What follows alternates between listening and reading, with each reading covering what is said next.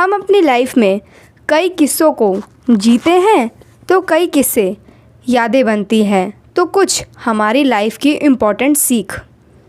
पर अभी की ज़िंदगी का एक किस्सा ज़िंदगी भर उसके साथ रह गया। 2 साल पहले अभी की फैमिली ने अपना घर रिनोवेट करवाने का सोचा।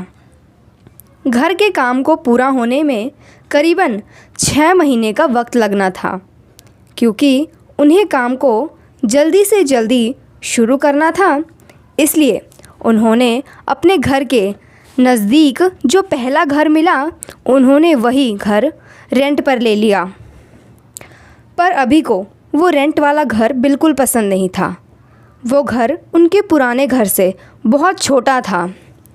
बहुत कोशिश करने के बाद भी अभी का मन वहाँ नहीं लग रहा था।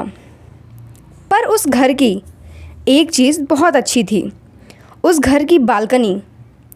अभी हर शाम अपने हाथ में कॉफ़ी का मग लिए अपनी बालकनी में खड़ा होकर सॉन्ग सुनता था। उस दिन भी वैसे ही एक शाम थी।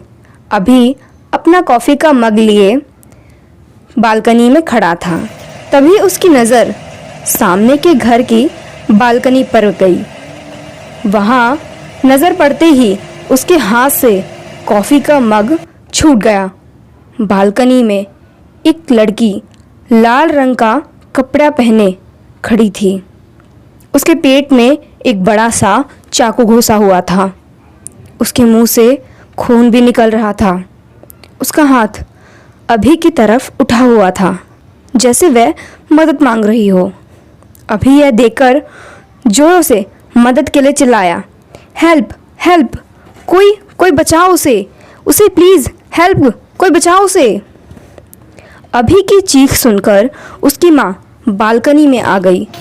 अभी ने अपनी माँ को बालकनी की तरफ देखने को कहा, पर अभी और उसकी माँ को अब वहाँ कुछ नहीं दिख रहा था। उस बालकनी में सिर्फ सन्नाटा था। सहमा हुआ अभी अपनी माँ को सब बताने की कोशिश कर रहा था। अभी की ऐसी हालत देखकर उसकी माँ को चिंता तो हुई, पर जो चीज़ उन्हें खुद नहीं दिख रही थी वह उस पर भरोसा कैसे कर सकती थी। अपनी माँ के समझाने पर अभी को भी लगने लगा कि शायद वो उसका वहम था, पर कहीं ना कहीं उसके दिमाग में वो हादसा चिपक सा गया था। अगले दिन अभी अपने डॉग को सैर करवाने बाहर ले गया। बाहर का रास्ता बालकनी से होकर गुजरता था। बालकनी से निकलते हुए अभी की नज़र फिर सामने वाले घर की बालकनी पर पड़ी। वह दंग रह गया। उस बालकनी में वही लड़की रेड ड्रेस पहने झुककर गुनगुनाते हुए पौधों को पानी दे रही थी। अभी से रहा नहीं गया और उसने ज़ोरों से उस लड़की को आवाज़ लगाई, सुनो ए मिस रेड ड्रेस, हेलो सुनो। उस लड़की ने अभी की तरफ देखा और धीरे से उस लड़की की आंखों में आंसू आने लगे।